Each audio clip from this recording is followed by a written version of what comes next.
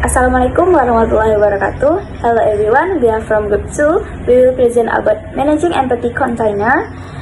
Let me introduce my team. I am Putri Sinta Agustin and my friends Siti Ratni Wersi, Nurliana Mungkur, and Rosalinda. Table of content. Introduction, the container, stakeholder participation in container interchange, James term in empathy container management, cost of maintaining container equipment, service and capacity, tips of container, a conceptual model of empathy container management, strategy planning, procurement of empathy container, movement of empathy container, and technical efficiency. First, introduction. A container shipping company can operate in a cost-effective way by carefully integrating, building, and configuring a set of internal and external resources to manage its empathy container. From the perspective of a container shipping company, the key operational concern is related to the transport of loaded container. Component of container transport costs. The key elements of the container transport costs are inland transport costs 25%, ship costs 23%, terminal costs 21%, container costs 18%, and other costs 13%. The container ships carry short cargo using united container both on deck and under deck. On-deck containers are stowed in vertical shelves formed by angle corner goods. On-deck stowed containers are usually stacked to height equivalent to 5 to 6 containers, interlocked and secured by specialization. Next, stakeholder participation in container interchange. To better understand empathy container management, it is desirable to know the different parties involved in the container transport chains. They include: first, container owner; second, ocean carrier; 3, container terminal; 4, container yard; 5, container depot operator; 6, motor carrier; 7, rail intermodal; 8, container repairers; 9, container surveyor; and last, third party. The next slide will continue, my friend. Key terms in empathy container management. The following terms are often encountered in empathy container management: 1, interchange; 2, retain and terminal; 3, container yards and depots; 4, on hiring and off hiring. Istilah utama dalam manajemen kontainer kosong. Istilah-istilah berikut yang sering ditemui dalam pengelolaan kontainer kosong. Yang pertama ada pertukaran. Kedua, waktu luang dan tunjangan harian. Ketiga, tempat penampungan atau depo peti kemas. Dan yang terakhir atau keempat, saat perekrutan dan di luar perekrutan. Saya akan menjelaskan sedikit mengenai 4 istilah-istilah kontainer kosong yang tadi. Yang pertama itu mengenai pertukaran. Pertukaran adalah pemindahan suatu wadah dari tanggung jawab satu ke tanggung jawab pihak yang lain. Yang kedua, waktu luang dan uang saku. Ketika pengangkut motor menerima peti kemas untuk ditukarkan dari pengangkut laut, pengemudi truk biasanya memberikan waktu luang untuk mengembalikan peti kemas tersebut. Yang ketiga, tempat penampungan dan depo peti kemas. Peti kemas disimpan dan dipertukarkan di 2 lokasi utama: tempat penampungan peti kemas di terminal laut atau depo peti kemas di luar dok. Tempat penampungan peti kemas dioperasikan oleh operator terminal peti kemas atas nama pengangkut laut untuk menangani peti kemas. Dan yang terakhir, on hiring dan off hiring. Kontainer dapat dimiliki oleh perusahaan pengangkut atau perusahaan penyewa. Cost of maintaining container equipment, service, and capacity. Container supply is necessary for liner shipping companies or carriers to secure cargo. Ocean carriers ensure for type of cost maintaining container equipment, service, and capacity. 1B. equipment cost, strong cost, movement cost, management cost, biaya pemeliharaan, pelayaran dan kapasitas peralatan kontainer. Pasokan kontainer diperlukan bagi perusahaan pelayaran atau pengangkutan kapal untuk mengamankan kargo. Pengangkutan laut mengeluarkan 4 jenis biaya untuk memelihara layanan dan kapasitas peralatan kontainer. Poin B.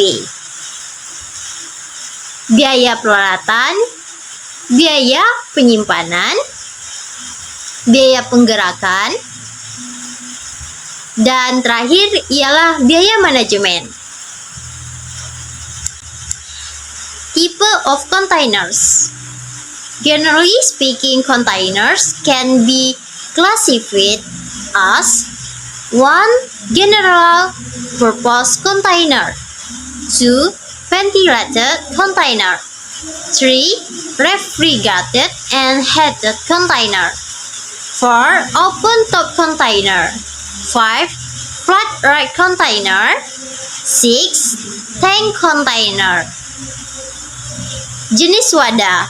Secara umum, kontainer dapat dikualifikasi menjadi pertama yaitu wadah serbaguna, kedua wadah berventilasi, yang ketiga wadah berpendingin dan dipanaskan, 4. Wadah terbuka, 5. Wadah rak datar, dan yang terakhir ialah wadah tangki.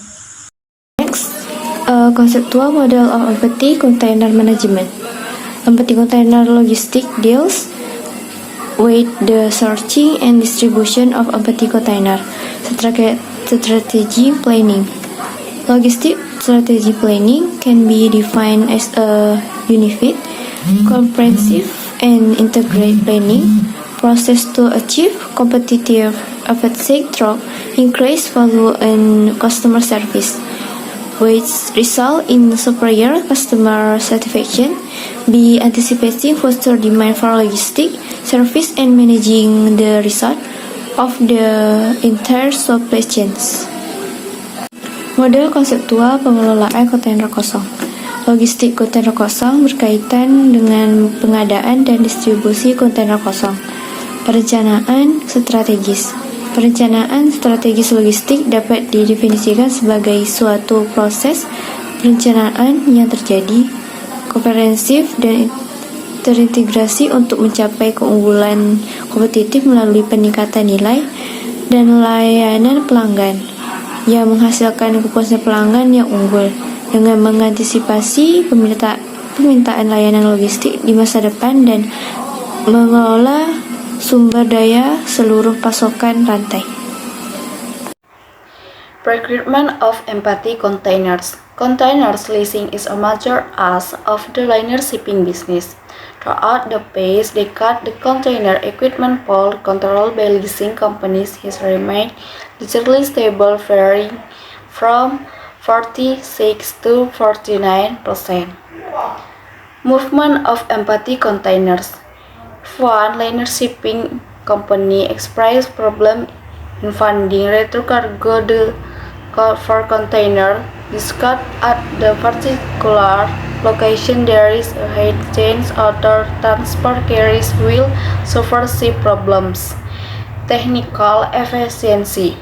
The deployment of lazy and, more important, centralized information system has increased the potential economies of the sale associated with the overall business volume of the liner shipping company. Case study: empty containers repositioning ECR problem in the Colombia context, a regional sale. Empty containers management include activities on a global and regional scale. To understand the result problem well, it is necessary to explain that these activities are variable to exogenous socio-economic factor.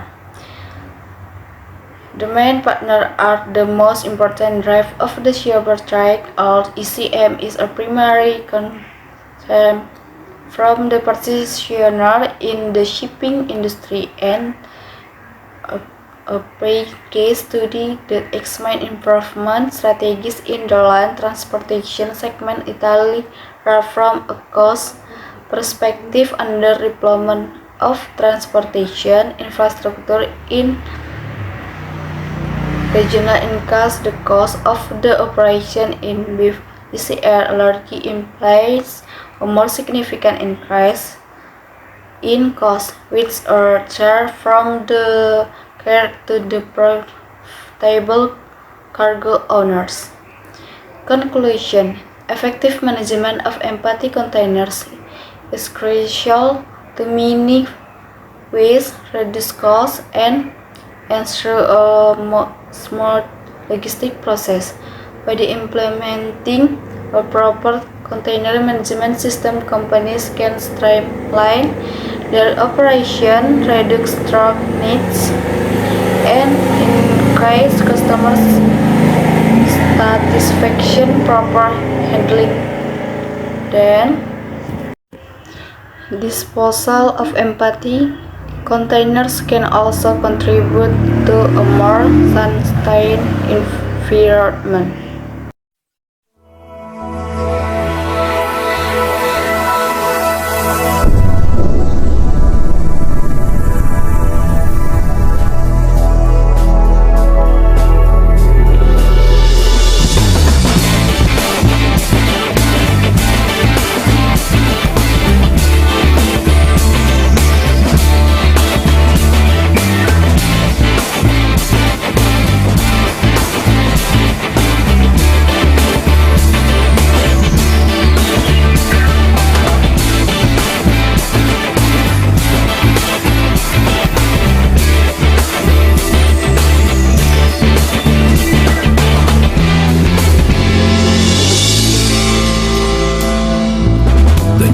Kalmar DCF100 is part of Kalmar's F-Series, a technological platform that represents a major technical evolution in container handling.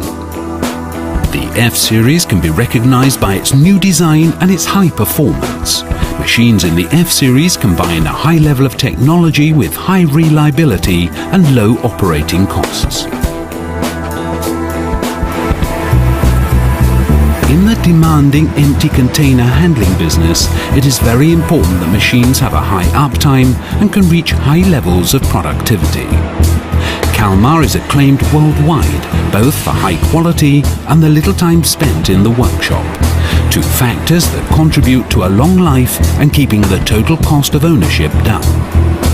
A more efficient powertrain and variable hydraulic pumps contribute to keeping the running costs at a low level.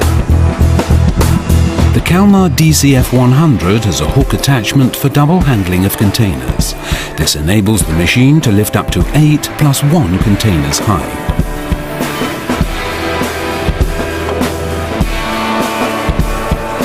The working lights, the alignment sensors and the control lamps have been improved, thus making monitoring easier, which considerably raises productivity and safety. Improved hydraulic system with variable pumps and a more powerful engine gives the driver a faster response when raising or lowering the attachment.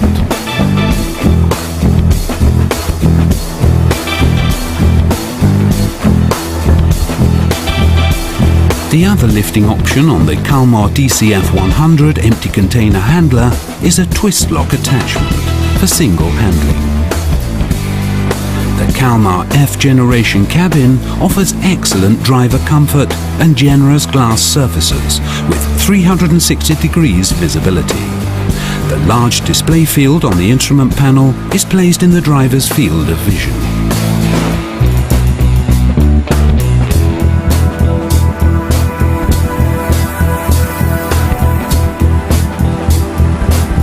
Kalmar DCF100 has several functions that make the job easier for the driver. For example, the leveling function, which has a new improved design.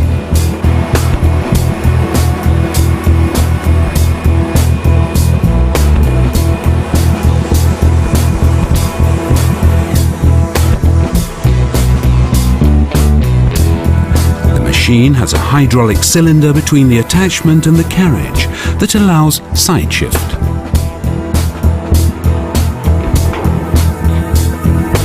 Strong dimension on the tilting cylinders creates safe and stable lifting equipment.